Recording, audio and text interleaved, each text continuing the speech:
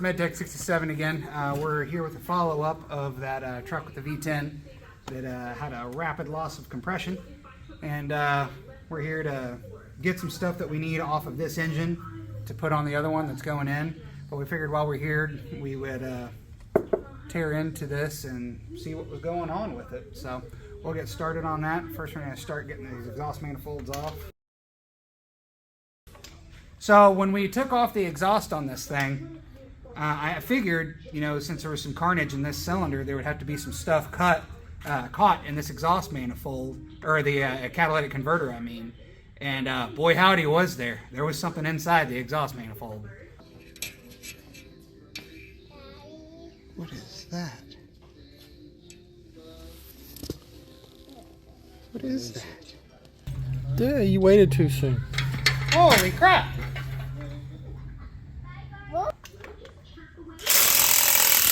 So it won't surprise me one bit if we take this off and we get a sneak peek at some of the carnage.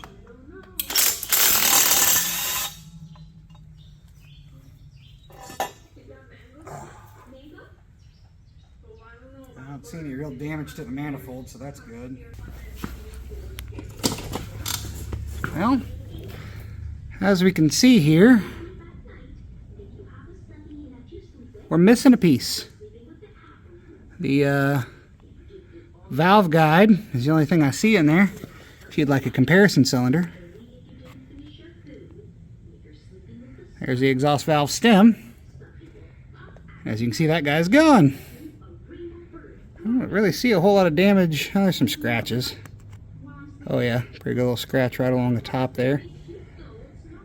Probably where the stem just got shoved right back out. Telling you, what a catastrophe.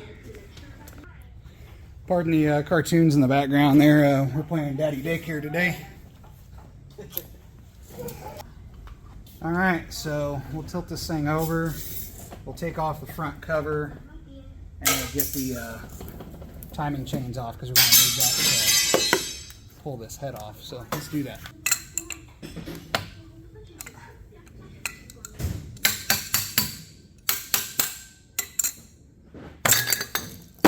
Got the water pump out. There it is. I meant to put it there. Yeah.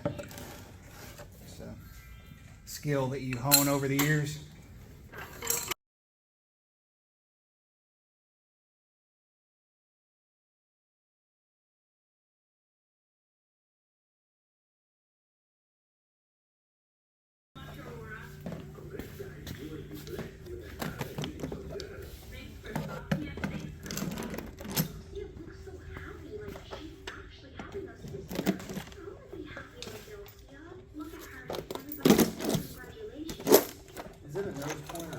Whoa!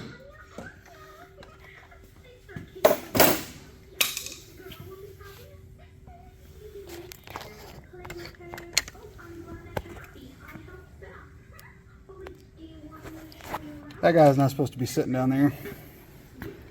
That is the valve stem cap.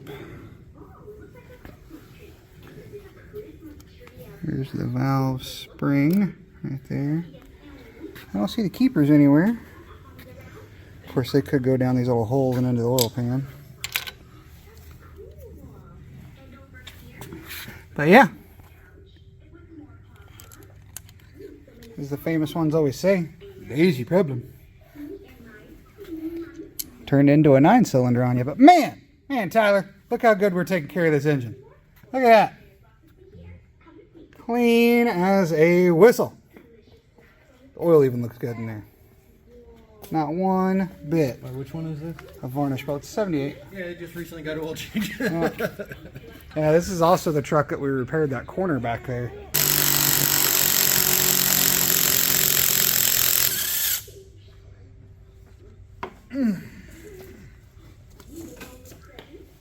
Alright, we're going to get this counterbalance shaft out of the way because it's in the way of the top head bolts. You do not have to do that over there. That is not a socket. Okay.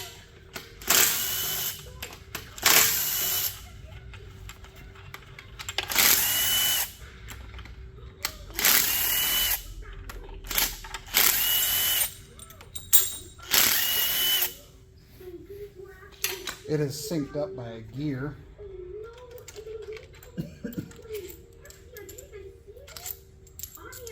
You would want to keep these together.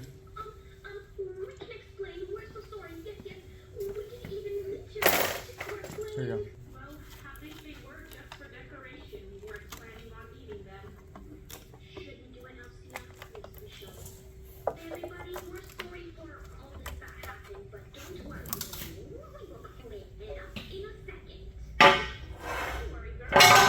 You know, back then, I say back then, even though they made this engine to 2020, they used actual gaskets as opposed to just silicone, and these things almost never leak, as opposed to the EcoBoost covers, which will leak if you look at it the wrong way.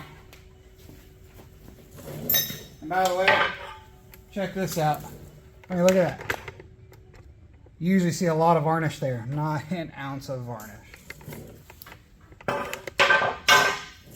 That oil we run is good stuff.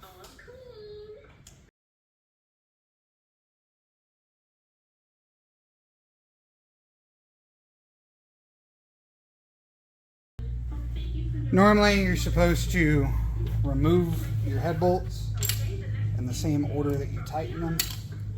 I'm not real worried about it on this engine because I'm pretty sure this head's absolutely trash due to everything that's happened to it, but I'll still kind of go in the right order.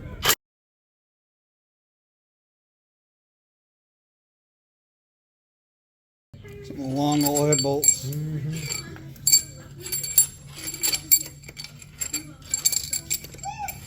I think I do this so the overhead cam Ford guys can feel like they're putting push rods in, you know?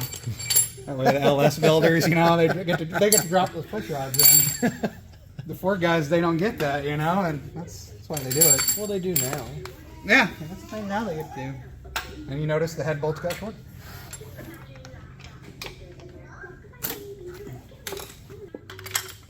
I put a bolt in there so I can do that.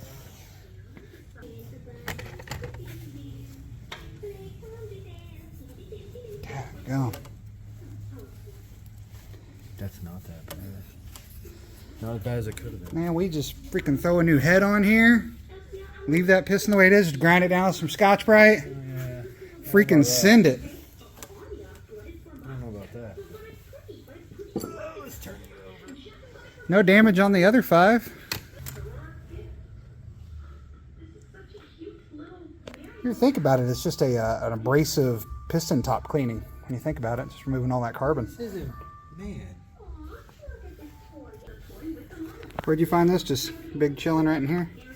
Just looked up. Oops, not like that. Come here, little guy. Yeah, broke the valve guide right out of there. You know, Tyler, I think if we just straighten this thing out in the press, get the TIG, tack her back together, grind her down, we don't even need to go buy another one. Alright everybody, so that's pretty much the end of this video. As you can see, it's pretty much what we thought it was. A valve dropped and decided to go crazy onto a piston and got shoved all the way out the exhaust.